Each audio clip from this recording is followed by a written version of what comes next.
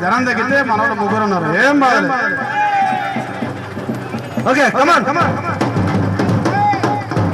కొంచెం దూరం పక్కది చిన్న కొంచెం